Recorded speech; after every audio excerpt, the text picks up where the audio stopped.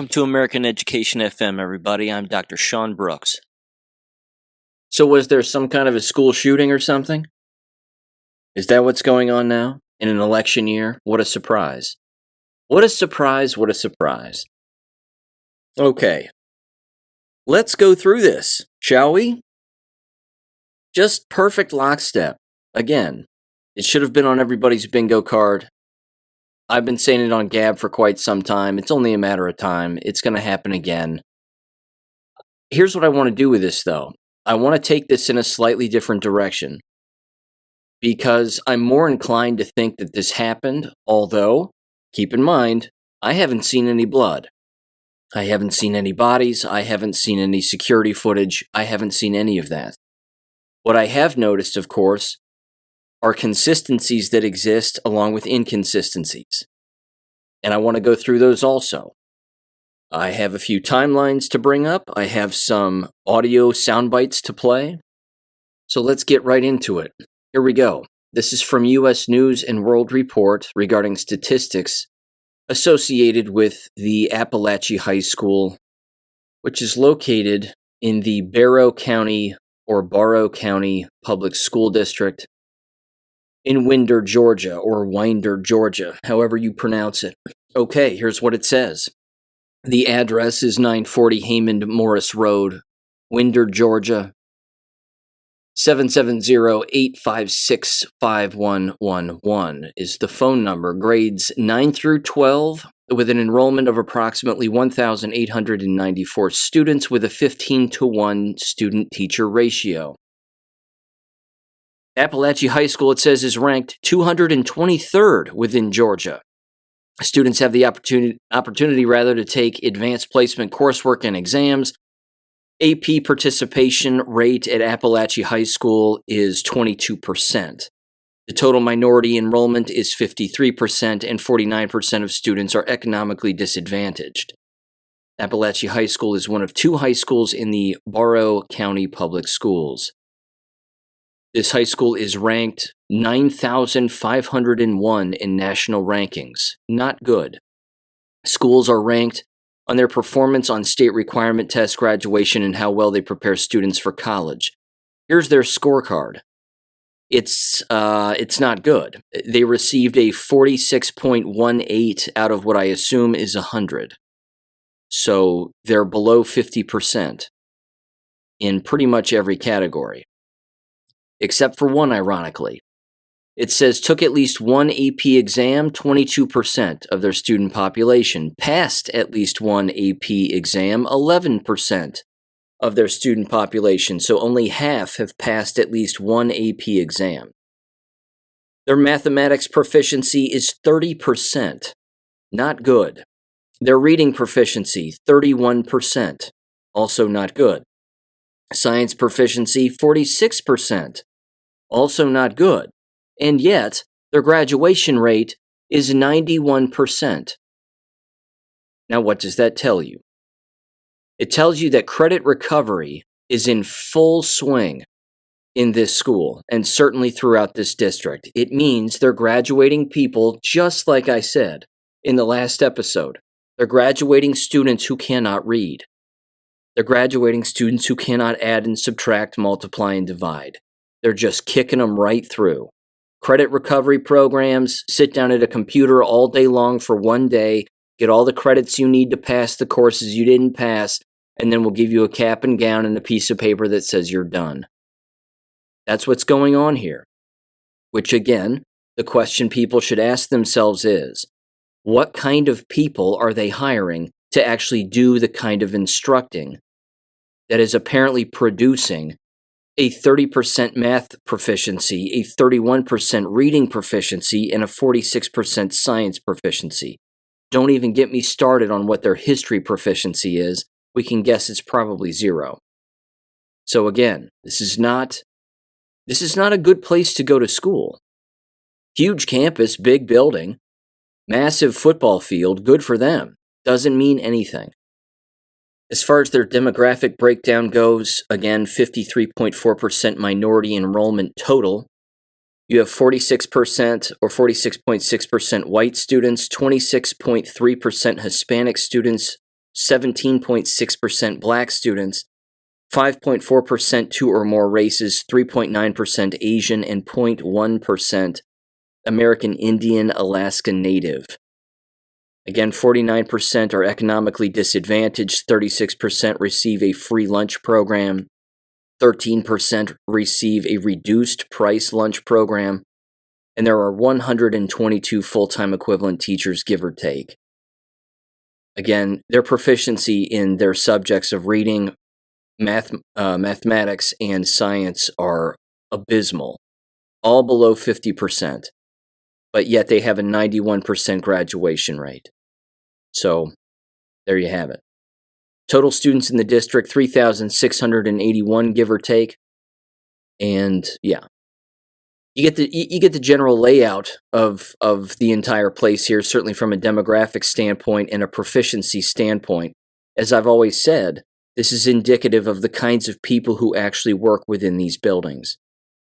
This should show people that they have too much of the wrong thing going on there. Demographics aside, it's not necessarily irrelevant. It plays a big role. However, let's focus in on the kinds of people who actually work there and what they're doing and not doing. And it is a massive problem, clearly. They're implementing all kinds of things that aren't working, policies and procedures that they aren't following, which I'll get into that here in just a little bit. And I have audio that proves it. But this is the biggest problem here. Keep in mind, I haven't seen any blood, I haven't seen any bodies, and there's endless student testimony of students who were talking with reporters outside of the building who were saying, all of them, almost in unison, that it sounded like a drill. Everybody was acting like it was a drill. Now, there were students who were openly saying that they did in fact see their math teacher dead on the ground with a sheet over top of them with blood around them. Again, I'm not saying people didn't die. I'm simply saying I wasn't there and I don't know. I also know people's capacity to fake something and then, of course, convince the masses who are in the area that something happened when in fact it didn't. I'm not saying that it didn't happen. I'm just saying that, again, if people are blindly believing the Nashville shooting and they're blindly believing the Uvalde, Texas nonsense and Sandy Hook and a number of other examples, it's all about evidence. It's about what is actually being shown and then, of course, what we're not being shown. The timing of this, before I get into the actual story itself and some of the other specifics regarding this along with audio clips, is that the timing of this couldn't be more deliberate. So we know that there was FBI involvement, which I'll get into that in a minute, which shouldn't shock anyone because that's a constant thing. He was on our radar kind of thing. That old cliche line. And it's repetitive and it happens with regularity, of course, which means, again, was this kid controlled? This was allegedly a tranny also, or a wannabe tranny. It was a dude pretending to be a woman. Rainbow flags, she, her pronouns on their Twitter account, you name it. All of that aside, again, it doesn't really matter because it's all about the timing and the agencies who engage in this and why they engage in this. So let me revisit the very famous quote here from William Cooper in his book, Behold a Pale Horse, when he's talking about the secret government. He said the following, quote, "The government encouraged the manufacture and importation of military firearms for the criminals to use. This is intended to foster a feeling of insecurity which would lead the American people to voluntarily disarm themselves by passing laws against firearms. Using drugs and hypnosis on mental patients in a process called Orion, the CIA inculcated the desire in these people to open fire on schoolyards and thus inflame the anti-gun lobby. This plan is well underway and so far is working perfectly. The middle class is begging the government to do away with the Second Amendment." Now, that was many years ago in which that was written, but it's still relevant today because, again, you're hearing the same screams time and time again that everybody needs to be disarmed and there needs to be more anti-gun regulation and a number of other things. Here's another reason, too, why a lot of this was coordinated, without a doubt. Endless foreign media outlets ran with this story. A simple bounce around YouTube, and you can see all the different media outlets that were immediately, again, given the memo, this is what you need to talk about. BBC was doing it. Australia news outlets were doing it. You name it. Pick a country, they were talking about it. That should show everybody that these three-letter intelligence agencies, quote unquote, and criminal organizations are all in lockstep with one another to get the same message out at the exact same time. And to flood the entire landscape with that story, albeit for a small amount of time. But at the exact same time, it's being done to hide from endless other stories. First and foremost, the Nashville fake school shooting. And I am calling it fake again, because there is no footage, nor any images of bodies or blood or anything of that nature that would indicate that that individual actually killed anyone. But there is, however, now their fully released manifesto through one of Tennessee's media outlets, the Tennessee Star. Again, law enforcement was directly involved in that. The FBI, certainly the CIA without anybody knowing, because they're not going to say that they're involved, the ATF, local, state, federal officials and law enforcement, you name it. But now all of a sudden they have this tranny-festo, and all the pages have been released where allegedly this individual is saying all kinds of weird stuff. Who cares? In all of the time that it took them to produce some journal that anybody could have written, let alone them while they're on drugs or after they're drunk or whatever it may be. I mean, who knows? Anybody could have written it. Everybody's just blindly believing that it came from this particular individual. And again, there's no footage of anybody being shot. There's no footage of anybody dying. There were just all of the stories that existed with all of it. That's not believable because that's not evidence. That's hearsay. Well, I heard that somebody said something, and so it must have happened. Sorry, that's not admissible in court. And notice how there has not been any report that's been published about anything having to do with that school from a negligence standpoint. Absolutely nothing. Not like Oxford, Michigan, with the endless legal battles, the private investigations that have now been made public about the names, positions of individuals, what they did, what they didn't do. I've used that as an example in the past. That's exactly why the Oxford, Michigan shooting was real, and the Nashville, Uvalde, and others are not, because they don't follow the same legal patterns in which they're supposed to when something real takes place. So, for example, this should be something that we should pay attention to. I'll certainly do my best, but who knows? It may not happen at all.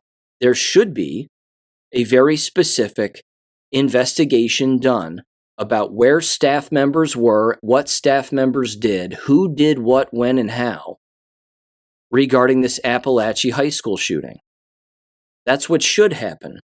There should be a full-blown private investigation from a private investigative firm like the same one that was used in Oxford, Michigan for this. If there isn't one, then that should tell you something. So was this coordinated, again, to take attention away from the Nashville fake tranny-festo thing? They got the story out there, people can look at it, and then all of a sudden this happens. It's not necessarily that it's done to distract from it. It could be done, again, to fertilize it even more and pour more gasoline on this quote-unquote school shooting epidemic, as they like to say. But here are some other stories that were going on around the exact same time. I'm just going to read off this very quick list here. Tampon Tim Walz is being subpoenaed for $250 million when it comes to fraud related to COVID relief in his state of Minnesota. That's kind of a big flippin' deal. You have Hunter Biden, who is sent to go to jail or set to potentially go to jail regarding his trial for 17 years. Seems like a big deal. You have Brian Kemp, the governor of Georgia, also, again, being wrapped up in voter fraud and trying to keep people from making legislation and supporting legislation having to do with voter fraud and getting illegals off of the voter records and the voter rolls. And yet Brian Kemp was there at the scene of the shooting. Again, trying to just take himself out of the news by putting himself back in regarding this particular issue and trying to play the sympathy card. You also had a testimony of Maui government officials regarding the direct energy weapon attack on Maui, along with, of course, their smart meter explosions that happened in those homes that started all those fires. That's my 2 cents as to what started those fires, because there's never been a wildfire in Maui before. Why would there have all of a sudden been one a year ago or so? So again, no one's paying attention to that testimony. Not that the testimony is accurate or real, but these officials are getting on the record, quote unquote, to basically say what they've done since and what they need to do in the future and mistakes that were made, and let's not make those mistakes again, as government always says. So again, just a complete distraction from all of that also. There was also this. The Department of Justice has apparently gone after 2 Russian television RT employees indicted for covertly funding and directing U.S. company, which is called Tenet Media, or is presumed to be Tenet Media, that published thousands of videos in furtherance of Russian interests, so they say. Now, this story, again, is largely fake. It has to be. This is perpetuating their entire Russia narrative, and Russia has influence with media companies over here and blah, blah, blah. Here's what this really means. I'm not concerned with any of that. This actually brings up something that's rather funny, I think.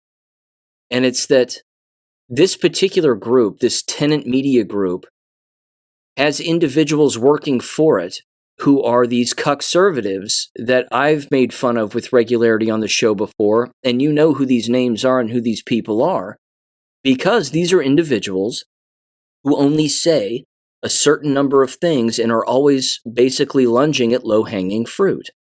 So some of these individuals who work for Tenet Media are Benny Johnson, Dave Rubin, Lauren Southern, Tim Pool, and apparently others. So what does this prove? It doesn't prove that they're Russian whatevers, Russian influencers, so saith the left-wing DOJ. None of that matters. What it proves is that Benny Johnson, Dave Rubin, Lauren Southern, and Tim Pool are not organic. These are not organic individuals.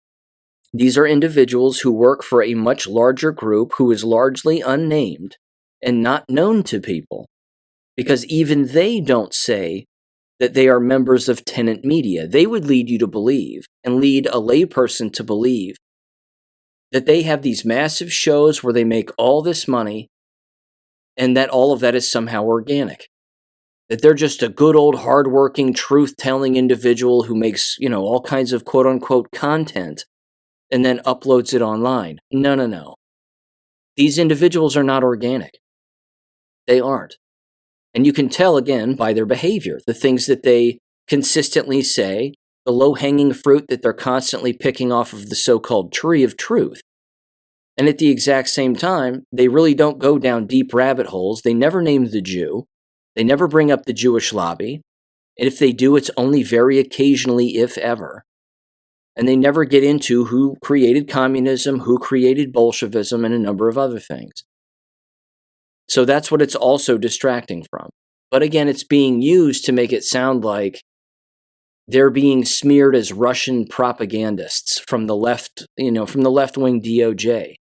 There's actually, I think, a rather interesting angle, which again is that they are not organic. That they work for a company called Tenet Media. And you should know that. So again, kind of important. You also had this, of course, which I think is fantastic, is you have Kim.com all over X, who is again a former hacker. Big account, says a lot of stuff and brings up a lot of interesting points, but he is naming the Jew real hard right now. And I mean big time. Let me give you a quick taste as to what he has said on his X account.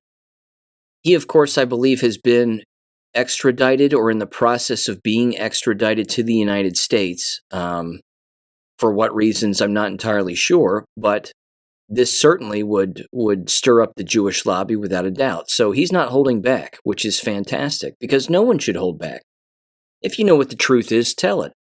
He said this at 10:05 a.m. on September 4th on his X account, quote, "The Jewish supervisor of the Soviet Gulag system, Gurnik Yagoda, if I'm saying that right, murdered millions of Christians during the Bolshevik Revolution. He said, quote, 'Some call it Marxism, I call it Judaism,' unquote." He went on and said the Jewish Bolshevik revolutionist Leon Trotsky was funded by Jewish bankers to overthrow the Emperor of Russia, Nicholas II. His entire family was slaughtered. Trotsky then developed a slow starvation strategy, which was used to murder millions of Christians by famine. In his own words, quote, "In a country where the sole employer is the state, opposition means death by slow starvation.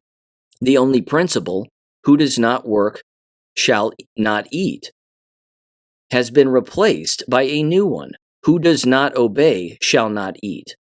And then he wrote, "Think CBDC and social score." He went on and said, "Study the Bolshevik Revolution, the perpetrators and Jewish funders, to understand what the Zionist globalists and the World Economic Forum have planned for you. Quote, you'll own nothing and be happy. As Karl Marx said, quote, the theory of communism may be summed up in one sentence: abolish all private property.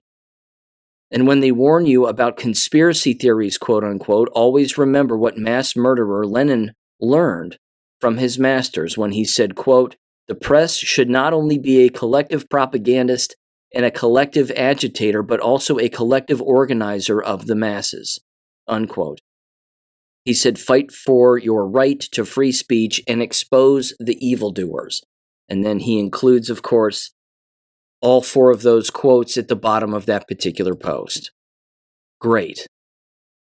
And I mean it. That's absolutely fantastic that he's doing that, because that's what he should do, because that's what everybody should be doing. Call out the real enemy. Are American school systems doing this? Of course not. Are they teaching this? No. Do colleges and universities even touch this with a 10-foot pole? No, they don't. That's why we get ruled over. That's why we are dominated. That's why it is infiltration instead of invasion. But now, of course, it's invasion with illegal aliens and a number of other things. Not to mention, of course, the Georgia school shooting, quote unquote, distracts more from the Aurora, Colorado illegal alien invasion, does it not? That's pretty much out of the news now. Even though the entire city held some kind of a protest with a bunch of illegal aliens holding English signs, rather, American signs, but English signs in English writing saying, we're people too, and we're not here to invade you, and all this other stuff. It's absolutely nuts. Again, the evil propaganda here is remarkably thick, and it isn't going away, and it's remarkably predictable also. So that's what, in my opinion, among other things, that's what the so-called shooting was certainly distracting people from. Now let me get back into the shooting more specifically. This was from, let me see here, scallywagandvagabond.com. It was titled, Apalachee Shooter was investigated by FBI over 2023 school shooting threats. It says Colt Gary Apalachee Shooter was investigated by the FBI in 2023 over school shooting threats and was being monitored within the then 13-year-old, denying having made the threats. The alleged teen gunman who shot and killed 4 people at a Georgia high school was reportedly investigated by the FBI last year, following the then 13-year-old student making threats to shoot up a school online. He had been on the FBI's radar since last year when he was interviewed in connection to online school shooting threats, the Bureau revealed. In May of 2023, the FBI's National Threat Operations Center received several tips about online threats to commit a school shooting in an unidentified location and time, the Post read. Goes on here. It says the school was alerted for continued monitoring. It says the threats contained images of guns, and the FBI determined that the posts originated in Georgia, specifically in Jackson County. The FBI turned over the evidence to the Jackson County Sheriff's Office, which then interviewed Gary and his father, who said that he had hunting guns in the house, but Gary did not have access to them. It says the Jackson County Sheriff's Office located Gary and interviewed him and his father. His dad said he had hunting guns in the house, but Gary didn't have unsupervised access to them, according to the state. Okay, we got it. It says he was monitored after being interviewed, but there was no probable cause for arrest or to take any additional law enforcement action on the local, state, or federal levels, according to the FBI. Okay, I have to stop it here because there's too much to interject before I continue and I finish reading this.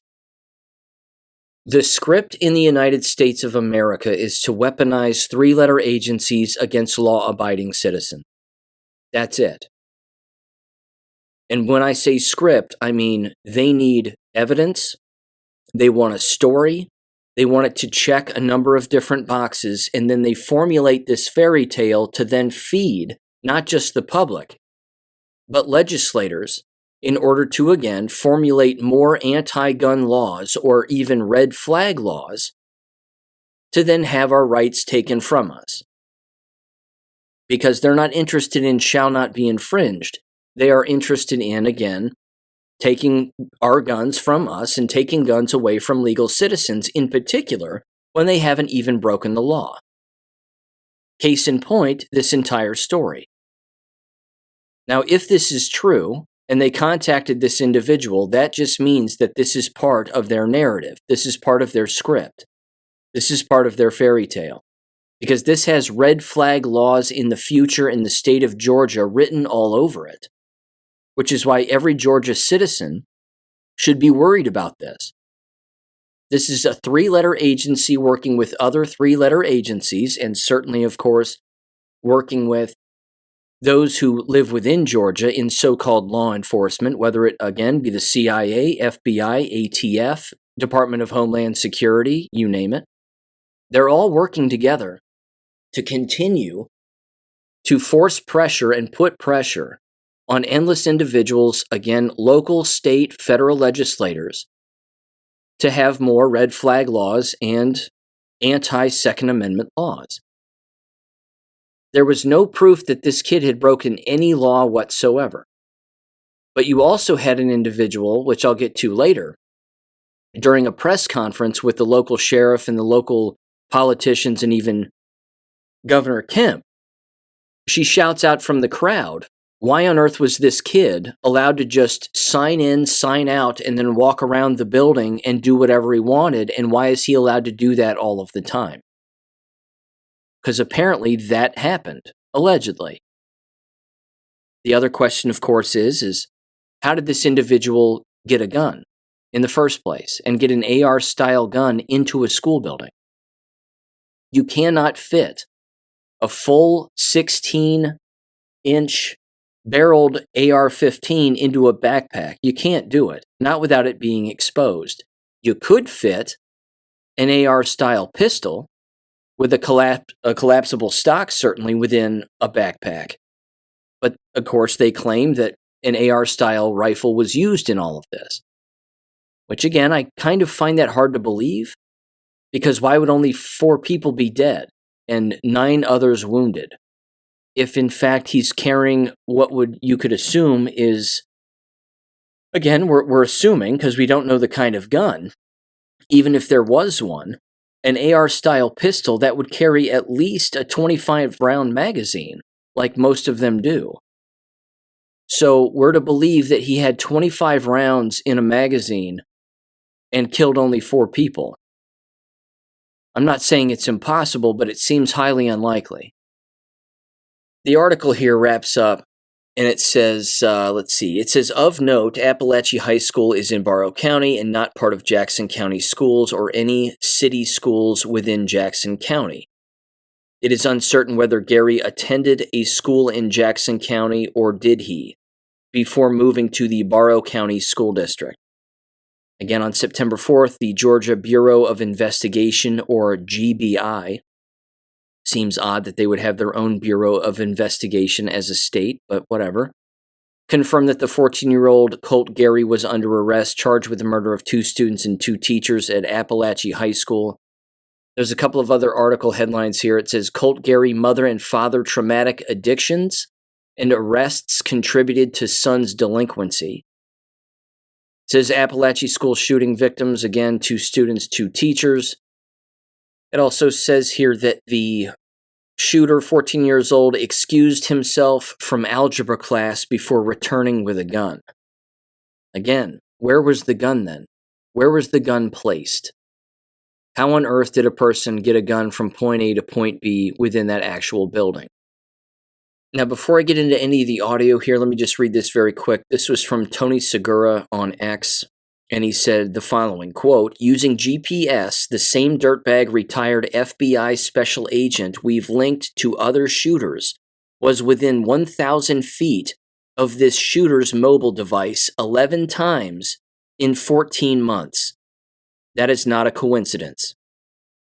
Now, here's what I want to do. The evening of this so-called shooting, there was a press conference. This particular portion that I have is about 14 minutes long. I want to play this in its entirety, but I also want to stop it periodically and go through it so that you can pick up on some of the verbal tics and some of the terrible habits that happen in moments like this. And one of them that drives me up the wall, and you know that this would, and it should bother you too, is that this isn't just a societal issue per se, and even a desensitization that takes place regarding how students react to so-called shootings or what have you. You've also, of course, heard me bring up, as I mentioned earlier, that if this didn't happen, it would be very easy to convince people that it did. Because all you would have to have is a drill, a body, or a couple of bodies, some blood, real or fake, splattered around a little bit with, again, a sheet covering a body and then having students walk past said person. Even though, again, maybe the person isn't dead. Again, I'm not saying that there wasn't somebody who was shot dead here. I don't know. I'm just saying I haven't seen the evidence. But what I am saying is that convincing the masses that something happened when in fact it didn't is remarkably easy to do. I think there's ample evidence in numerous examples throughout history that would, certainly be the case. I mean, people still think that Lee Harvey Oswald killed John Kennedy, for God's sakes, when clearly he didn't. People still think that there were planes on 9/11. People still think that we landed on the moon just because a number of people said that it happened that way. And they so-called showed it on everybody's TV at the time, or repeated it throughout the entire radio. But again, the part that drives me up the wall regarding these quote-unquote school shootings is that out of the gate, law enforcement never blames the school. Not ever. They never blame the employees. They never blame anything that was taking place inside of the building. They never blame any negligence, a lack of knowledge, a lack of proper action, failure to follow policy, implementation of bad policy, which you're not going to believe what policy they had in place. It just so happens to be one that I wrote about back in the middle of August on my Substack page. Absolutely incredible. The irony is astounding, and it proves that this particular piece, which you'll hear him say it, you'll hear the local sheriff actually use the term and use the company's name. This should prove to people that this doesn't prevent anything. But the line that you'll hear them say is it could have been a whole lot worse. Thank God for everybody doing what they did because it could have been a whole lot worse. This should prove to people that bulletproof doors, metal detectors, alert systems, policies and procedures, lockdowns, etc., that none of this prevents anything from happening. That if a 3-letter agency wants someone dead, then they'll kill them. If they want to use a kid to kill some other people, then they can do that too. They can easily get away with it. Again, I said it in the last episode, I'll keep saying it, these places are mining camps. And government is protecting government all of the time. They're not interested in placing blame on people who don't follow the thing that they're supposed to follow, or do the thing that they're supposed to do, or even, again, falsely implement endless policies that no one remembers to engage in because it's just too much for them to remember and follow through with.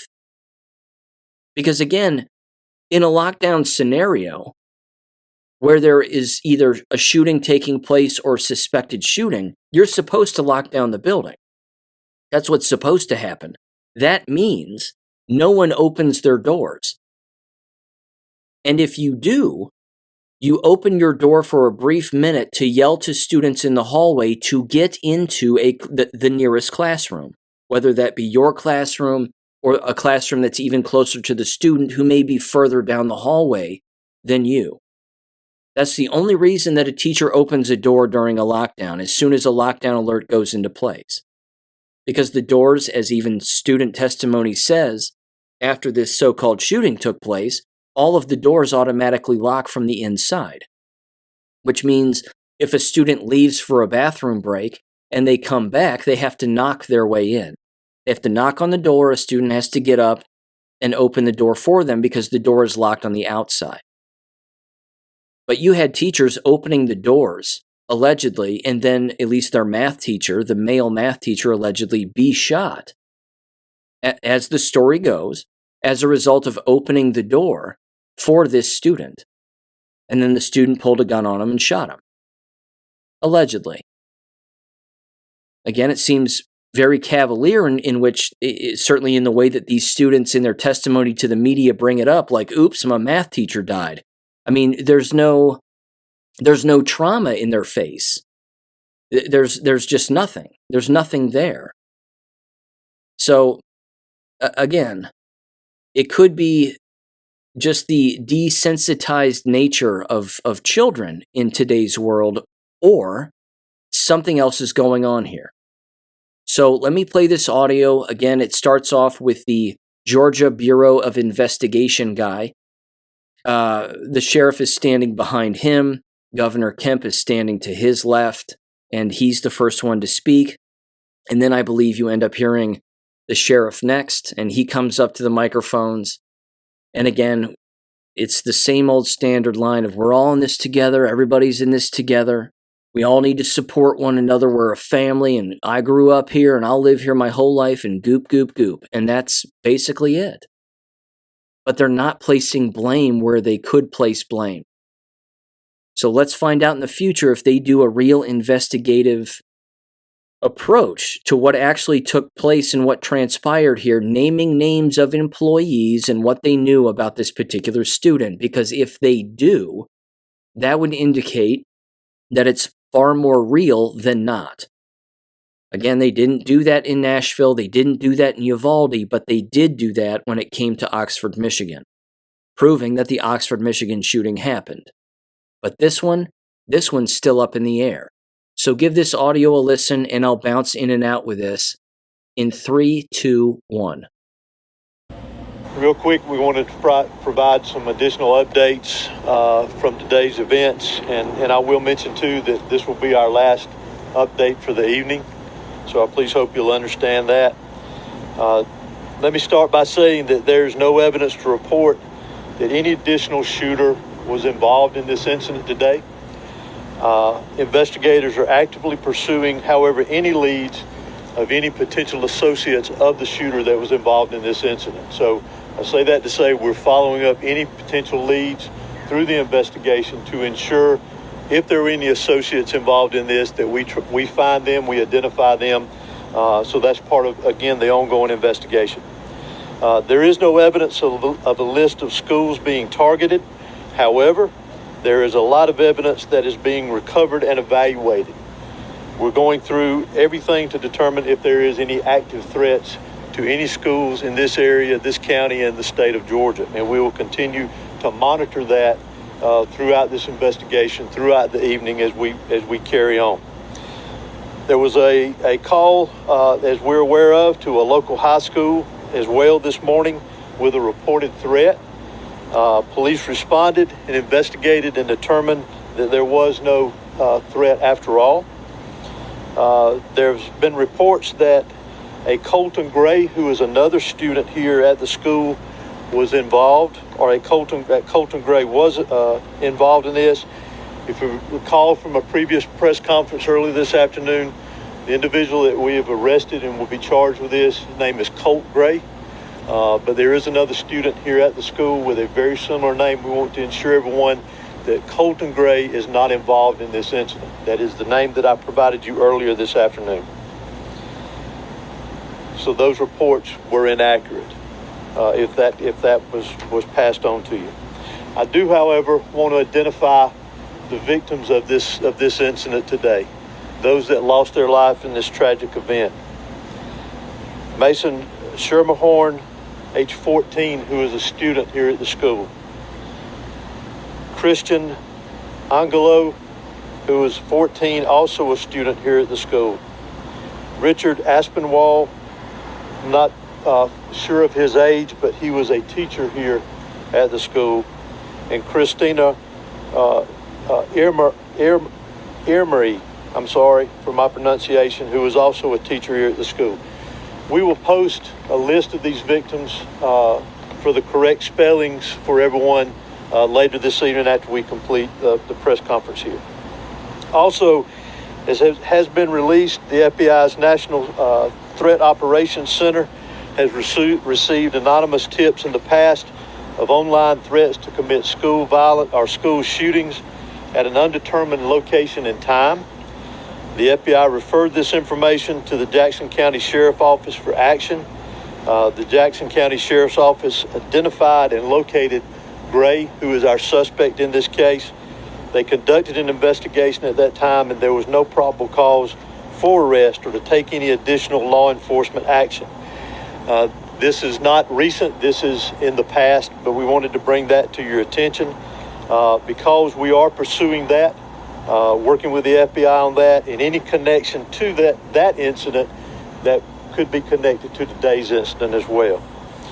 Also, we're also aware of some previous contacts that the Department of Family and Children Services in the area had with the suspect and his family, and we are pursuing that avenue as well too to see if that has any connection with today's incident. Let me stress again, as we have many times, that this is still a very fluid investigation. It is still very active. We will have agents and there will be law enforcement personnel that will be pursuing investigative leads and collecting evidence throughout the night and then to much of tomorrow, I would anticipate as well. We again ask for your patience in that. This is a criminal investigation and we're going to treat it like that. So I apologize ahead of time if we don't answer some of the questions that you may ask, so please understand. I also want to bring note to one very special thing that we do not need to forget about here is we have heroes in our midst. We've talked about our law enforcement personnel, our fire, our EMS. Those that are deceased are heroes in my book. Those that are in the hospital recovering right now are heroes in my book. But also the heroes that we need to remember is our faculty and staff here at this school. They acted admirably. They were heroes in the actions that they took. The protocols that this school and this system activated today prevented this from being a much larger tragedy than what we had here today. So I want to recognize them as heroes because they...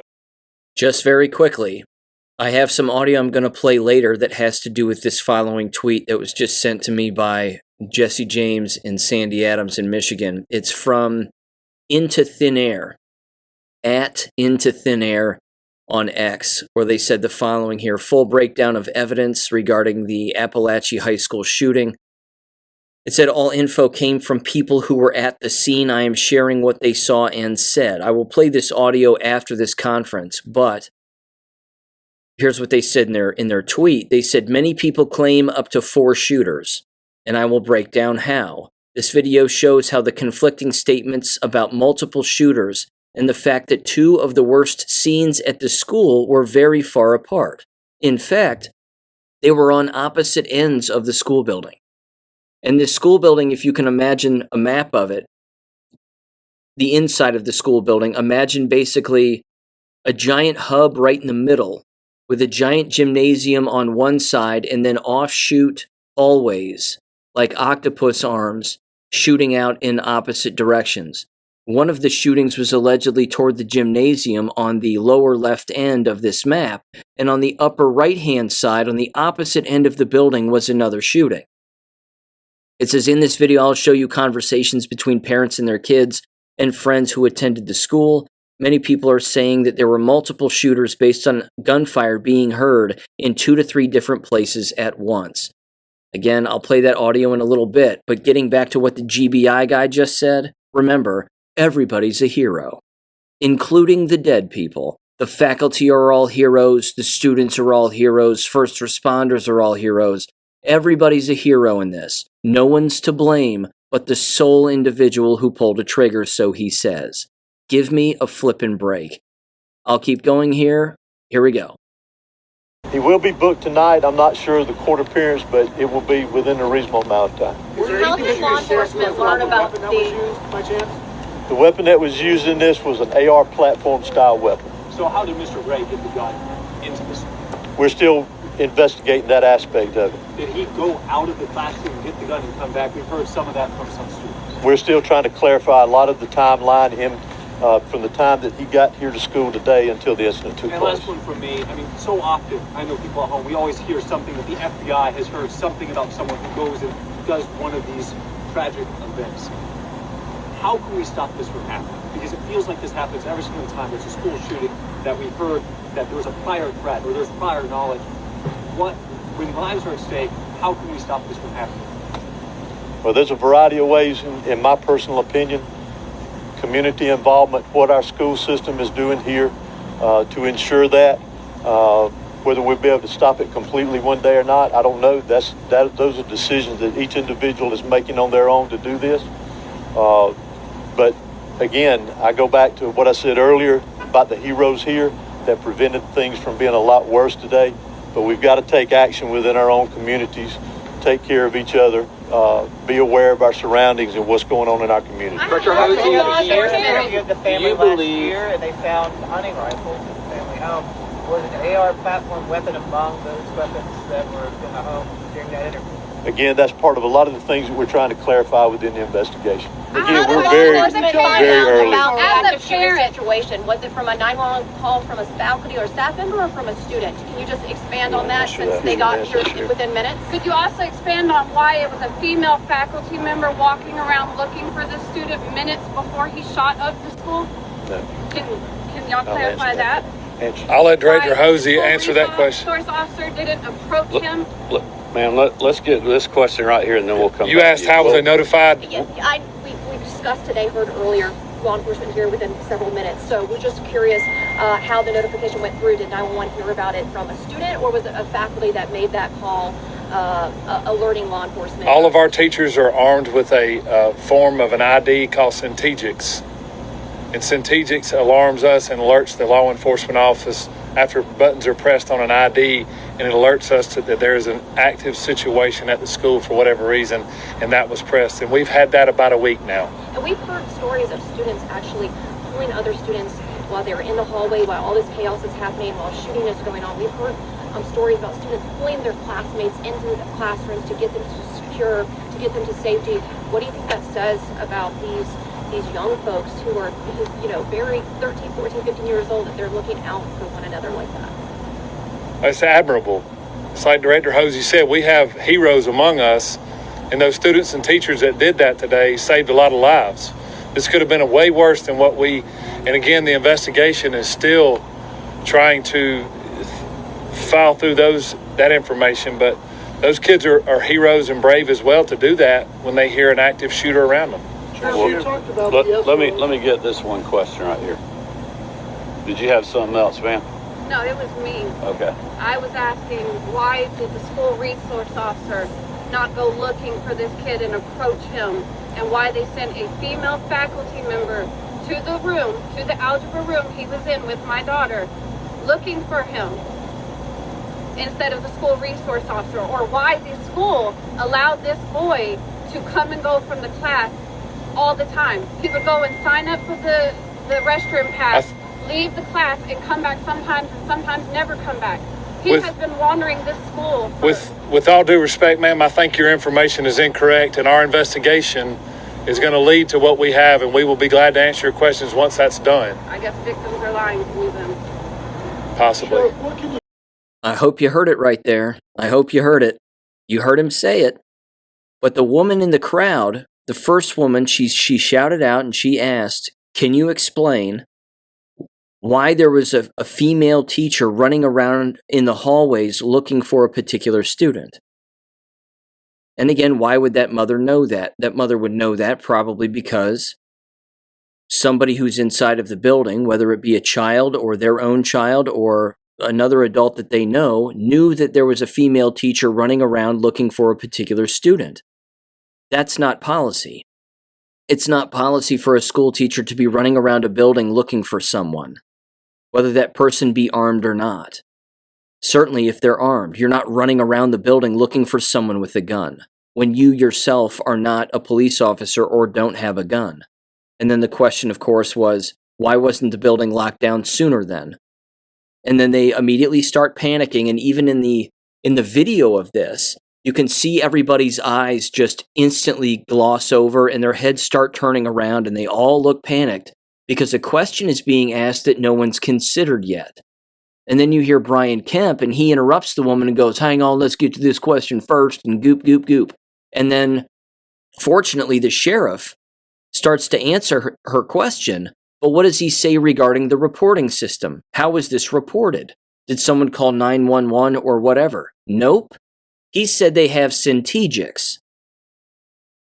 The same security quote-unquote system that I wrote about a month ago on Substack. Syntegics doesn't work. It might alert people to something. Good for them. But a lot of good that does when there is allegedly at least one shooter inside of a building already armed, already shooting people. That means Syntegics is a waste of flipping time.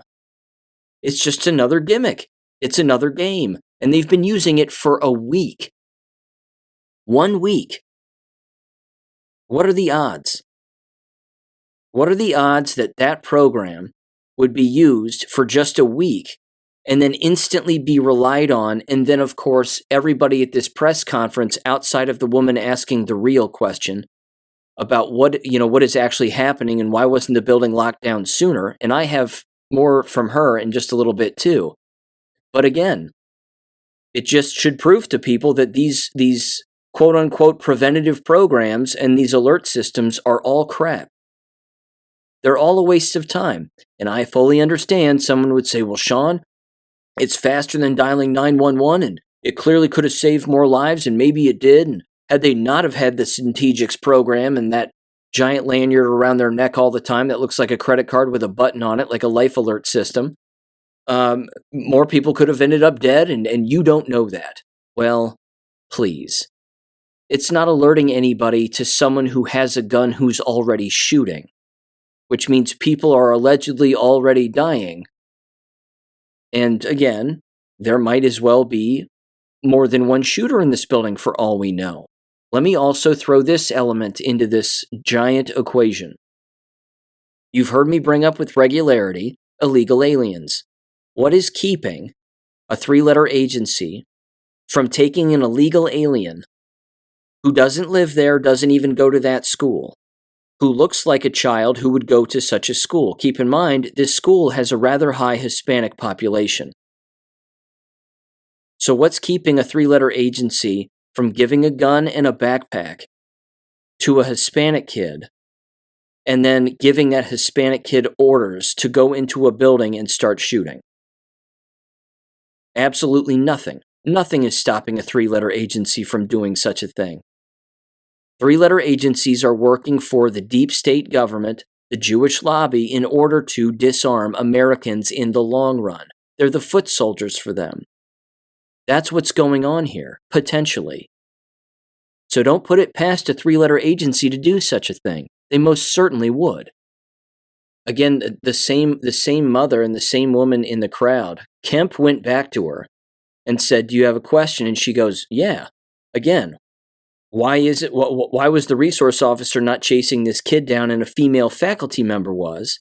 And why was this kid allowed to consistently leave class? So saith her daughter, if not other individuals, leave class with a bathroom hallway pass, or just leave without a hallway pass, and then sometimes not even come back to class and just wander the building at random. And then the sheriff basically looks right in her face and calls her a liar and says, "Well, apparently you've gotten some bad information." Well, wait a minute. Who's involved in the building in that specific classroom, or knows that particular student with any regularity? Is it the sheriff, or is it that woman's daughter? Again, you had a parent yelling from the crowd past the media about school procedure and policy. And why is it that this kid isn't being monitored, or what is it that's going on with this particular kid where they can just wander around the building anytime they want? There's way more to this here. Again, you've heard me criticize, of course, teachers and administrators with regularity because, yeah, they're to blame with all these kinds of things all of the time. I read the entire report regarding the Oxford, Michigan shooting. That was rampant with stupidity and incompetence when it came to staff member involvement. They were involved, and not a single one of them is in jail. It's just the parents who had really nothing to do with it. Again, Crumblies aren't winning Parent of the Year awards, but even so, not their fault. Let me get back to the press conference. Here we go. Tell us about the SROs. You talked about a lot of heroes. You talked about how one of the SROs encountered the shooter. What can you tell us about them, who they are, how long they've been working here, and what they did today? Both of the SROs that are here at these high schools, all of my high schools, I have two there. Both of the SROs, to include a third one, was here today, not for any other reason other than to help and assist today. They're the true heroes as well. They were actively looking. They had an alert, I guess, if you will. And when they interjected, or when this shooting began, they interacted with the shooter, Mr. Gray. And as soon as they made contact with him, he gave up immediately. Can you share these officers' names? Not at this time. I'd rather not. Sure. Where is the shooter right now? You said in custody. The shooter is in custody at the Bexar County Detention Center because he is a juvenile. He's being booked in, and he will be transported to RYDC. Were officials or school administrators tipped off by a threat here before the shooting happened? I'm not aware of that at this time. Sheriff or Director, can you say the condition on those injured that were taken to the hospital? Have you got any updates on how they're doing? All of our victims that are at the hospital are going to make it and going to recover well, as we've been told, and we don't expect any more fatalities at this time. Last question. Has there been any shooting or tragedy to this scale inside a Georgia school that you're aware of? Can you speak to that? I can't speak to that, no. Can you put this in perspective for us then? What today has meant for law enforcement, for students, all of those affected? Tragic. When someone preys on kids, it's tragic. Like I said earlier, hate is not going to prevail in our county, and hate's not going to prevail in our state. And pure evil did what happened today. That's all I can tell you. I want to continue to say that. I'm proud of the men and women behind me. I'm proud of the women that stood beside me. I'm proud of the men and women who protected these kids. I'm proud of this staff. I'm proud of this community. And I just ask for prayers. Thank you. Is there any more your office can do to prevent shootings like this? Well, look, we've done a tremendous amount on school safety, but today is not the day for politics or policy. Today is the day for an investigation to mourn these precious Georgians that we have lost, to thank the first responders that went, into the line of fire, the school staff, superintendent, the principal, and others that are just trying to hold this community together. That's what we need to be focused on right now. We also had a tragic loss of a firefighter in Greene County earlier today before this event happened with an explosion that killed the life of a first responder that, again, was running in to danger when many people were trying to run out. And that's what the focus needs to be on tonight. I would ask everybody to continue to keep this community, these victims, and these educators and these men and women in law enforcement in your thoughts and prayers. Thank you. And then, of course, at the end there, you have Brian Kemp, followed up by another woman, but Brian Kemp again. What are the odds? What are the odds that Kemp would be involved in this and that this would happen in his state on that particular day with everything else going on? This is the same Brian Kemp who started to ask questions about voter fraud in 2020, and then his daughter's boyfriend was murdered inside of an automobile that he was riding in that just exploded as it was driving down the road. Again, either the Jewish lobby or the so-called CCP lit up that car with thermite and just nuked it. So, Brian Kemp's a tool. And I mean that literally. I mean, he is a tool of the enemy. He is being used and manipulated and moved around, and he's been threatened like nobody's business. But again, too many moving parts here. Now let me play this piece of audio also. This is a follow-up of the woman who was in the crowd who was asking questions. And this audio came from a very local news outlet who found this woman and then again approached her after the news conference and started to ask her questions about what she was saying and what she had heard allegedly and a number of other things. So give her a listen in 3, 2, 1.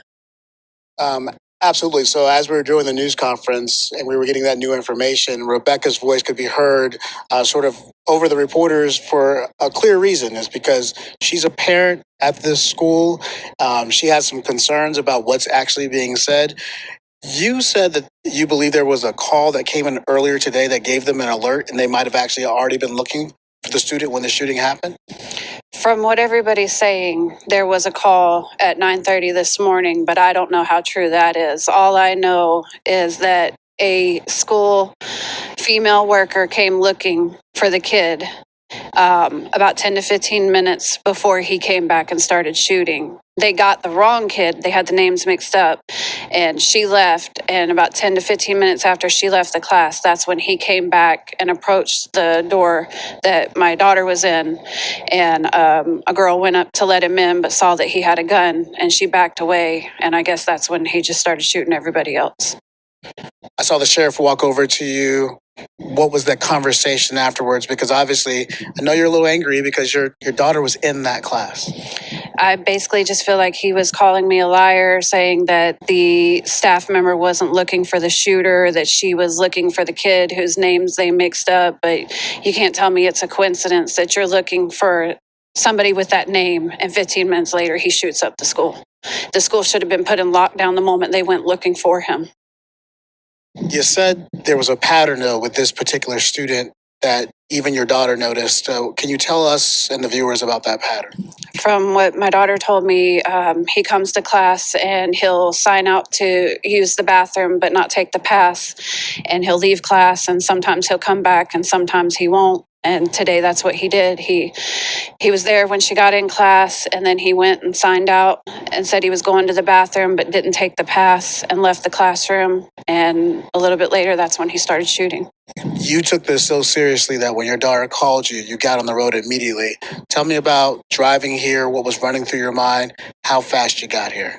I live probably about 7 minutes from the school. I got here in about I think about 2 minutes. I don't know. Everything was just flying. I sped the whole way here. When I got here, there was only 2 cop cars here, and that's the cops that work here. So well, I'm glad your daughter's okay. Thank you. Caitlin, obviously there are some mixed emotions, and police officers are trying to figure out exactly what the steps are. We know they're reviewing surveillance video. So as this goes on, parents do have some serious questions about how today played out. Caitlin. Again, a lot of inconsistencies, a lot of failure in policy. All this Alice training, they say, and we have Centegics, and we're going to save everybody, and blah, blah, blah. And then you heard the guy earlier say, the sheriff, that there were 3 resource officers on the scene. She just said that there were only 2 cop cars. So the third guy showed up to assist in a so-called shooting that was taking place, and yet the building wasn't locked down at the time, according to the parent. Why wasn't the building locked down the moment that there was a threat? You see the number of policies that exist and the number of people who work in these environments, and they can't tie their own shoes. You can't possibly manage all of these policies and procedures. It's impossible. Again, you throw in other elements of all of this, multiple shooters, different, illegal aliens potentially. How did the gun even get there again? This kind of stuff. I'm shocked anybody sends their children to these school environments. I am shocked. And they will do that. They will still go back to these environments and send them right back in. Little time might pass, but they'll be like, don't worry, everything's fine now. And people will continue to do it. It blows me away. Let me play this audio too very quickly. This is the neighbor. This is the female neighbor of the so-called shooter and his parents and his family. And she doesn't even recall ever seeing him at this property. That she knew that the parents, which are, again, her neighbors, had 2 children, but had never seen this particular child before. Now, if you're neighbors with someone and they have children, don't you know how many children they have? I mean, isn't that kind of common sense? I mean, doesn't everybody know how many children exist in neighborhoods and certainly within their immediate neighbors? It seems like something that someone would immediately know. Seems like an odd thing to say. Anyway, here's her testimony from a news outlet, Fox, their Fox local affiliate in 321. The police presence and the SWAT, they were flying down the road. I know 50 cars plus, just coming fast, jumping out of cars, full armor, guns in hand, surrounding the house. I was in shock. I'm like, there's just no way. I just couldn't wrap my head around it that this is really what's been going on in the news is actually the guys across the street or lived across the street. So, yeah, I mean, it's hit us hard emotionally, especially my grandsons. They have a lot of friends at Apalachee. And I don't know, my heart just goes out to everybody. And Christine Ridings told me that she would occasionally see the dad and 2 younger children at the house, but she never even knew a teen boy lived here. That is until this morning when she saw him get on the bus right here for the very first time. Reporting live in Barrow County, Denise Dillon, Fox 5 News. Yeah, still some answer questions about the extent to which he was on law enforcement radar. Denise, thanks so much. Seems like an odd thing to say. Anyway, I have a couple of other pieces of audio directly from the scene. There was this, which again seemed remarkably odd. At least it did to me from a certain angle. There's an ABC News Live reporter, a black woman, and she is at the scene of the so-called crime here. And she's talking with a Hispanic student, and behind the Hispanic student are these 2, again, Hispanic-looking bros. And, I don't know who they are, but they're standing right there, sort of monitoring this girl and what she's saying and her description of, again, her involvement in all of this. This is about 4 minutes long or so. Either way, give her testimony a listen in 3-2-1. Faith, please, the floor is yours once again. Talk to us. Who do you have with you and what more can they tell us? Well, Kara, we're hearing more harrowing details about what happened inside that school early this morning. As you were just detailing there, we have with us Alexandria Romero. She's a sophomore. And you said you actually heard the gunshots. You were in second period at the time. Tell me what happened. I was in the hall next to it. So I heard it, but it was very vaguely, So the teachers came in and they were like, everybody get on the floor. cover yourselves. Like we were all like hugging each other. So we were all like, it was a small little ball of us like all holding each other. And I remember like my friends crying. They were all scared. And then 2 police officers came in with their guns, telling us not to move, that it's still not safe. And we were in that classroom for like 10 minutes before they even let us like go out.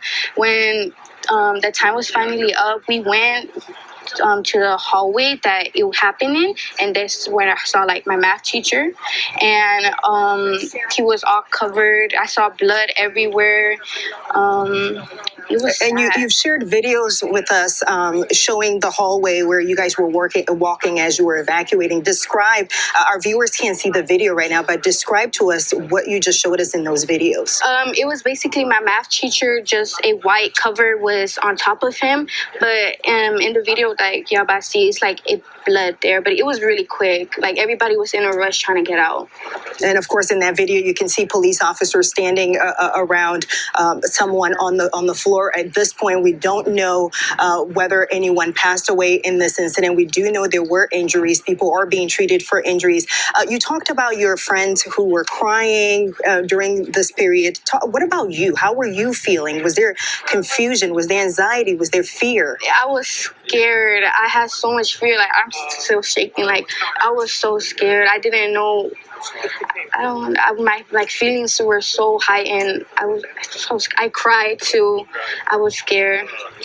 We've talked to other students who said at the beginning, they thought it might have been either a drill or just some commotion that was going on. Talk to me about how you. Our school usually does drills and they take it pretty serious. So of course my class thought that it wasn't really a big of a deal until we saw this red flash go off in our classroom and the announcements went off saying that this is not a drill and this is real. And people thought it was a joke at first, but because we take our drills pretty serious, but our teacher was telling us we weren't going to have one today. So it was really like out of nowhere. Mm-hmm. And of course, the scene is still active. We have law enforcement here still processing the scene at this point. We don't know a lot of details about the victims at this point, but just, can you see yourself going back in that building? I'm definitely scared to go back. I talked with my parents and stuff. I don't feel safe going back there for a while. I definitely will feel like scared going back to that school, just knowing like what I saw coming out of that school too. It's like it's hard to get out of my head. Like seeing that body right there, and especially like our math teacher, it was hard. I know you keep saying your math teacher. At this point, we don't know any identities of any of the casualties at this point. How do you know it was a math teacher? Because my friend was in that class when he had math period, and she was telling me that when he opened the door to see what was going on, because he was trying to make sure if it was a drill or not, he opened the door, and right when he opened the door and peeked out, they shot him. So you're saying this was happening in the hallway. Your friend was in a classroom. The teacher in that classroom tried to go outside to see what was going on, and that teacher was shot? She said, like, as soon as he opened the door, he got shot. Wow. Yeah. Well, I am sorry for the traumatic experience you guys have had to deal with this morning, and of course having to heal from for weeks and weeks, maybe years from now. And I'm glad you guys are okay. Thank you so much for speaking with us. Of course. Of course. No problem talking to you about the fact that I just walked past my dead math teacher. Of course. No problem. Anytime. You see the casual nature of this? It's too odd. I'm not discounting the probability of, again, just the regular societal desensitization that exists when it comes to violence. But it seems too odd to me. You heard her reference how it seemed like a drill. But in that audio, she gave something away. I think she gave something away.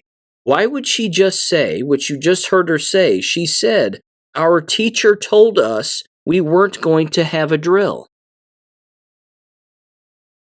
So, I mean, when did that happen? During the lockdown when the sirens were taking place, the teacher looked at the kids and said, we weren't supposed to have a drill today, so this must be real? I mean, it's possible. But you heard the media gal basically dismissed the dead math teacher theory that she openly said, yeah, I walked right past my dead math teacher and there was a cloth over him and some blood, and but we were all moving so fast that, that's what happened. And then she finally at the end said, well, how do you know it's your dead math teacher? Which, by the way, they never name. So was it the guy teachers who is also the coach, or was it the woman? But they don't name the name. But then again, it's, well, my friend was in that class and they opened up the door and the door opened and then the person with a gun shot him. Okay. Again, opening a door during a drill is not really what you're supposed to do. That's against policy. That breaks every stinking policy that exists, whether it be Alice training or any other kind of training. Because like I said at the beginning of this, the doors lock from the inside, which means they're locked on the outside automatically. There was another female testimony, which I'm not going to play the audio because it was a little bit longer than hers. But again, it was almost as if she was being kind of coached by the media person. She even periodically sort of had a nervous smile on her face. There didn't seem to be any remorse. There was no shaking. There was no tear. There were no tears. There was nothing. She wasn't even flush in the face with any nervousness. And she basically told the exact same story that girl told, and they were two separate students. And this was a girl who, again, openly said that she was in that classroom, in that math classroom. My math teacher opened up the door. I heard a gunshot go off. He went down, and then that was it. And then we heard a few other gunshots later on, and then whatever else. There are too many moving parts in this. Law enforcement cannot be trusted in any of this whatsoever. Not at all. And again, even if you do end up seeing any kind of security footage, the likelihood of it potentially being doctored is remarkably high. Again, we're relying on the same law enforcement that goes along with anything that they're told, anything that they're fed. And speaking of fed, the FBI themselves are the ones probably running point on this entire investigation, or the Georgia Bureau of Investigation. It's not local cops. Local cops aren't involved in this whatsoever, guaranteed. They're taking a back seat. Certain people are going to be hand-selected as to who to talk to and who not to. Too many moving parts. This one is odd. Now let me get to the audio of the individual on X who is claiming that there's multiple shooters and inconsistencies even with live broadcasts, even on Fox News, of some parents who were openly saying that there must have been more shooters because their students were, or their children rather, were telling them that there were potentially multiple shooters on multiple ends of the building, on opposite ends of the building, more specifically. Give this a listen in 3, 2, 1. All right, my friends, welcome back. I'm sure by now you have heard about the Apalachee High School shooting. Now, yes, a very touchy subject, but I have some things I need to share with you before they are kind of removed from the internet. Know what I'm talking about? And that is this post right here. Now, of course, we are just speculating here. We are collecting evidence, and I want you to draw your own conclusions based on what you see in these videos I'm going to play for you. I want you to decide what you're seeing here. Also, very important, please keep this in mind. Not only did the FBI already have this specific 14-year-old on their radar, as proven right here, but the high school also received a phone call the morning of the event warning that this might take place at that school and 4 other high schools. My friends, this video is going to blow you away. Take a listen to this. So I'm going to read this for you very quick. This tweet I posted goes on to say, more evidence of multiple shooters in Apalachee High School, up to 4. And I'm going to show you exactly why I'm saying this. I spoke directly to a parent of a student who attends school very close to Apalachee High School. The snapshot is from her claiming there were 4 shooters. And as of now, they told me one was in custody, one was a football player who went after their football coach. We've been able to verify that the defensive coordinator at that high school was shot and is no longer with us. And they are saying 2 more unaccounted for based on this evidence. Now, they also had planned on moving on to another high school. That is something you will also see within this evidence. In the first video, how did this young kid get from one end of the school to the other? They show a map of 2 areas of the high school in which there were people hurt and shot. For this kid to be able to cover that distance in such a short time just does not make sense. Now, I'm going to play you these videos and you're going to be blown away by what you hear. I'm going to show you this this interview with a young girl that they posted on Fox Now, and it's one of the more strange interviews I've ever heard. Listen to the words that she uses here. You're going to hear this girl say that the suspect that she saw was one of her classmates, and then watch what the interviewer does not do. It was flooded with police officers and a lot of deputies. So I want to be clear. You saw the gunman come to your classroom door? Yes, sir. He was my classmate. All right, so right off the bat, she says, this is my classmate. So we're assuming she's talking about the 14-year-old, being that she is 13, 14 herself. And also notice, after she says that it was her classmate, the reporter never presses the question, doesn't ask who it is, how she knows him, or anything. He just skips right over it as if she didn't just say that. It's insane. Now keep listening because it gets even crazier. What is going through your mind? This is an every ordinary day. You're seeing the gun. Just walk us through that, because to a lot of people watching, you're young. Yeah. You should not have to deal with that. Walk us through this if you can. I mean, I just kind of got up, was getting ready. I mean, I never, a lot of people say that it's something that you never really think is going to happen. It's not something that goes through your mind in the morning, and it's really not something that goes through your mind in the morning. As soon as I got to school, I was excited. I really wanted to be at school that day. Did you just hear that? Listen very closely. What did she just say? I really wanted to be at school that day. I really wanted to be at school that day. That day's today. So why didn't she say, I really wanted to be at school today? Very, very weird choice of words here. I really wanted to be at school that day. I really wanted to be at school that day. Unreal. Here we go. And it was just complete bust, because I was hoping for a good day and it just turned into a terrible one for families and everyone. How many gunshots do you remember hearing, if you can even remember how many? At our door, I'm going to say 4. I remember hearing 4. And then he went to the other classroom next to ours, and I'm pretty sure I heard 8 gunshots. And then I'm pretty sure he went on to another hall because I heard more gunshots. Have you processed this? I don't know if you have. This has just happened. How are you even processing this? I don't know. I'm kind of in shock.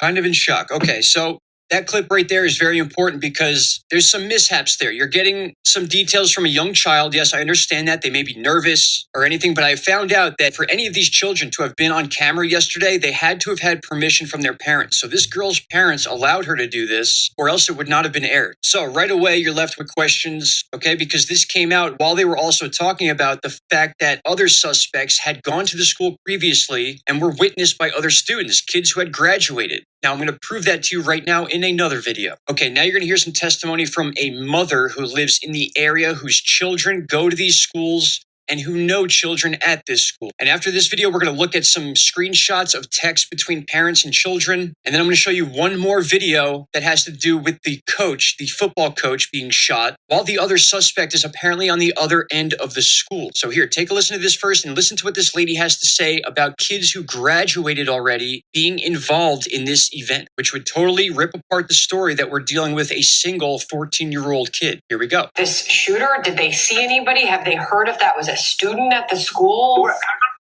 they said that it was students that it was students at the school the previous year, and it was more than one shooter. They said that it was 3 different shooters because they had heard shots on different areas of the school campus. Exactly. So my oldest granddaughter is in the 12th grade, and I have 2 that's in the 9th grade. And so my grandson, one of his friends, was shot and killed. And my granddaughter, one of her best friend's sisters, was shot in the arm. But I don't know if she's okay. Okay, so that's some wild testimony. This lady just said that she's heard about at least 3 suspects on the property because of the gunfire happening in different places at the same time. That is also verified on a map because there's a group of people that were injured on one side of the school and a group that were injured on the other. And keep in mind how young a 14-year-old kid is to be able to pull something like this off. All right, so I want to take a look at this screenshot. I was in direct contact with this mother. I have her information. I have everything, the conversation. So this is legit info. And in this screenshot here that she sent me was a screenshot that her son sent her. And here we go. Check this out. Update. There are 4 suspects. 1 has been caught. The one that got caught admitted that their plan was to go to Jaxco School next, another high school in the area. Also, one of the shooters were apparently a football player, and then the coach was then attacked and is no longer with us. So that verifies reports of why the football coach was targeted, and it also verifies that we have at least 3 different suspects. So in this final video here, they talk about how the suspect was carrying out his whatever in the gym area. That's going to be key information because the other part of this incident was on the other end of the school. And take a listen to some of these details. Stuff is horrible. Over the doorway, that is the gymnasium. We are told that that is one of the locations of the shooting and that the coach went to open a door and was shot. The coach went to open a door and was shot. And then on the opposite side of the school in the J hallway, I'm told that is another scene of the shooting. And when we looked at a map of the school that a student provided to us, you could really see how far apart these 2 locations were. This is key evidence right here. It really was a lot of time that it must have taken the suspect to get from J hallway or to the gymnasium or vice versa. So the 2 locations have a lot of distance in between them.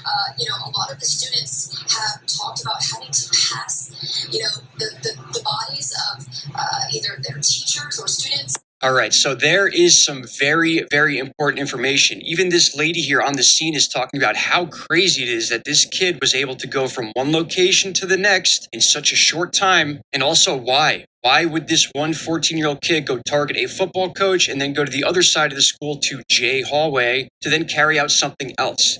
This entire situation stinks, my friends. And of course, this is all just speculation and theories I'm throwing around. None of this can possibly be real. You all know that. But I need to know your thoughts, and you need to share this if you can, while you can. I have nearly 500,000 views on this post on X alone. I want to do that here on TikTok as well, and even on YouTube. Let's get this information out there so it cannot be hidden if that's what they decide to do. All right, my friends, appreciate you all. Dig in and check out the X channel, and I'll talk to you all very soon. Take care. Bye-bye. Do you think it's standard procedure in school evacuation protocol, so to speak, to lead students past the dead bodies of their alleged teachers? Or do you lead them out the opposite way and not expose them to their dead teachers? I mean, that too seems odd to me. Again, I've seen a map of the building, I've seen the layout, and I don't know where all of the students were located or how close the students were to their said teachers. But I don't know if rushing them past or having them walk in single file lines past their so-called dead teachers is a typical scenario that you run through. The other thing is that if there were multiple shooters and these were so-called individuals who were previous students of the building, and or possible ex-football players there to kill one of their football coaches, what's the race of the actual students? Do they not want to say that maybe they were black students that were there to kill a white football coach? Do they not want to, again, amplify race division by letting people know that maybe there were multiple shooters and, again, maybe, in fact, it wasn't just this one so-called wannabe tranny kid? Too many moving parts in this, ladies and gentlemen. It is too hinky. Too hinky. No doubt about it. As a result, again, as always, I'm shocked people send their children to these environments where no one's telling the truth, where there's 100 different stories and too many moving parts. These are not safe places, whether it be a real shooting or even a fake one. If it's a fake one, you're being lied to, which means why are you sending your children there? If it's a real one, it's a dangerous environment, and you're probably still being lied to. So why would you go there? It blows me away. What does Kamala Harris have to say about all of this, though? She was giving a speech that same day, ironically enough. Let's listen to her. So before I begin, I do want to say a few words about this tragic shooting that took place this morning in Winder, Georgia. We're still gathering information about what happened. but we know that there were multiple fatalities and injuries. And, our hearts are with all the students, the teachers, and their families, of course. And we are grateful to the first responders and the law enforcement that were on the scene. But this is just a senseless tragedy on top of so many senseless tragedies. And it's just outrageous that every day in our country, in the United States of America, that parents have to send their children to school worried about whether or not their child will come home alive. It's senseless. It is. We've got to stop it. And we have to end this epidemic of gun violence in our country once and for all. It doesn't have to be this way. It doesn't have to be this way. So we will continue, of course, to send our prayers and our thoughts to the families and all those who were affected, including, I'm going off script right now, but listen, at the last year, I started a college tour, and I traveled our country meeting with our young leaders, right? And so it was college-age young leaders. So I did trade schools, colleges, universities, community colleges. By the way, I love Gen Z. I just love Gen Z, right? But I'll tell you, one of the things that I asked every time I went to the auditorium, and it would be filled with these young leaders, students, and I'd ask them, raise your hand if at any point between kindergarten and 12th grade you had to endure an active shooter drill. And for the young leaders who are here who are raising their hand, I'm telling you, every time the auditorium was packed and almost every hand went up. A lot of us, I'll speak about myself, we had, I grew up in California, earthquake drills, we had fire drills, but our kids are sitting in a classroom where they should be fulfilling their God-given potential, and some part of their big, beautiful brain is concerned about a shooter busting through the door of the classroom. It does not have to be this way. It does not have to be this way. And, this is one of the many issues that's at stake in this election. So New Hampshire, look, we have 62 days to go. 62 days to go. It doesn't have to be this way. It doesn't have to be this way. It doesn't have to be this way. I don't have any solutions, of course, because all of this is manufactured, but it doesn't have to be this way. That's all she keeps saying. It's an election year. It's an election issue. And wouldn't you know it, 1 week before a debate. The timing. Isn't it ironic? Here's what I'm going to put on my election bingo card. Or my debate bingo card, rather. If you're making one, I'll bet you dollars to donuts that Kamala Harris says comprehensive gun reform. I bet she says red flag laws in that debate. I bet she says metal detectors. I bet she says something like bulletproof doors. I bet she says one or all of those things, probably all of those things. They continue to turn these school environments again into mining camps. They are not just brainwashing factories and trauma centers, both physically and psychologically, but they're turning them into military-grade prisons, where nothing that they have in place keeps anyone safe, if someone is really, of course, being hurt from a weapon of some kind. Again, how did a person, at least one person, get a gun and enter the building with a so-called AR-style weapon, a rifle? How did that even happen? You're never going to find this out. They're never going to tell anybody. Again, remember in Nashville, they immediately released the security footage. It doesn't show them killing anybody, but they immediately released the security footage. It was almost like they had it on hand, like they had it on deck, all ready to go. Not so in Uvalde, That was a piecemeal effort. All of that came out piece by piece by piece. And what's the one thing you never saw in the Uvalde footage? That's right, a single drop of blood or a single dead body from any badge cam. Because there weren't any.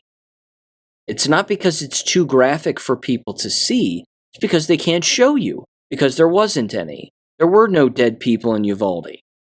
Same thing in Nashville. You've got all this footage of them shooting, but they're not hitting anybody. Not to mention, you would think that would be on camera. In particular, the so-called death of the so-called custodian who was in the cafeteria. Are there security cameras in cafeterias? Yes. Why did we not see that footage? Because there wasn't any. What are we going to see in this case? I don't know. But if we actually saw real footage of multiple people being shot over the course of multiple minutes, you might see multiple shooters. Maybe not. Maybe you will. Who's to say? But too many moving parts on all of this. Now, what does Corinne Jean-Pierre have to say? Old Jean Puke. Let's find out. I bet it's really intelligent. In 3, 2, 1. As the president has said time and time again, this is not normal. This is not normal. Students and teachers deserve to know that their schools are safe. They should focus on learning, not lockdowns. While the president and vice president have taken historic action to reduce gun violence, more must be done to keep our schools and communities safe. None of this is normal, but more has to be done. Are you kidding me? She's arguably one of the stupidest humans on the face of the planet. I don't even think she's human. I think that if you're that stupid, your human classification should be taken from you.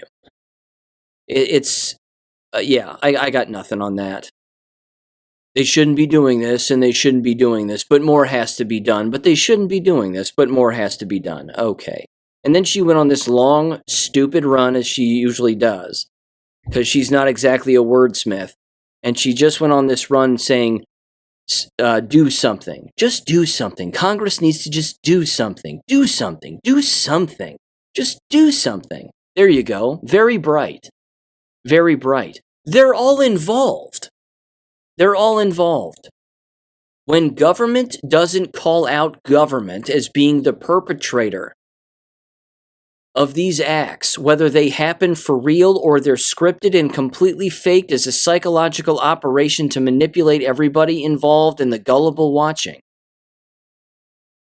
why does that shock anybody? They're government. They're all involved. The only thing that shocks me in moments like this are the people who keep believing it at face value.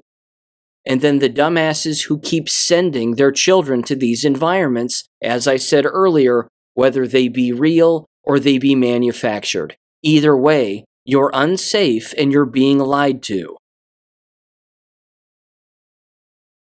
I got nothing else on this. I got nothing else. I'm sure more will come out. It'll probably be fake, whatever comes out, but hopefully independent journalists will continue to dive a little bit deeper. I hope to bring you more information regarding this, certainly as it rolls out here in the future, but again, it may all just get put to rest immediately, and that'll be the end of it. Whoops-a-daisy, the funerals have taken place of those people who were killed, and the person who was responsible is in jail, and we're the media, you should just believe everything we say. Anyway, on to the weather. Who won the game last night? How many runs were scored, and what was the final score of the so-called game? That will be the next thing that probably happens. It's the same script. It's the same thing every single time. Trust us. We're government. We know what's best for you. What should happen in that school district, in all of those buildings in that school district the next day, is everybody should unenroll their children.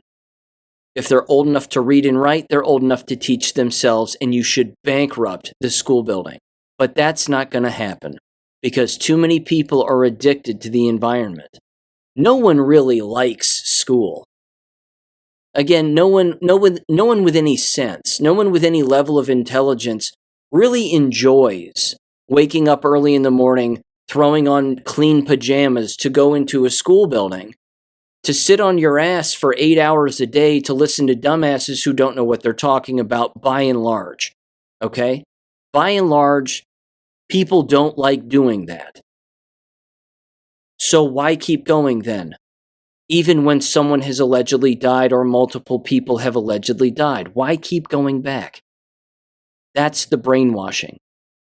Only a brainwashed individual would go back to the scene of multiple murders and expect to learn anything. It just proves again that they're selling you this giant community lie. We're all in this together. We all care about each other, and it's tragic, but we all care about each other, and let's all come together as a family. Give me a break. If somebody got stabbed, shot, or killed in a building that I attended either as a student or as an employee, as I even used to tell my own students, I would have quit right then and there. I would have never returned. That would have been the end of it. Not so here, though. Hopefully people do resign. Hopefully staff members do resign. Hopefully parents do unenroll their children from these environments. But I'm telling you, you're not going to hear about it if it happens. You won't hear about it. Because the media doesn't want you to know that. Because the media doesn't want to start a trend of people unenrolling themselves and their children and everybody else from these environments. They don't want to start that trend, as you've heard me say here. They have to be on the side of government because the media is government. Thanks for listening. As always, ladies and gentlemen, feel free and move that episode around if you want to red pill somebody. Wake them up from the matrix a little bit. Have a great weekend, and I will catch you on Monday. Peace. Thank you for listening to American Education FM. Make sure and check out AmericanEducationFM.com for more information. Take care and God bless.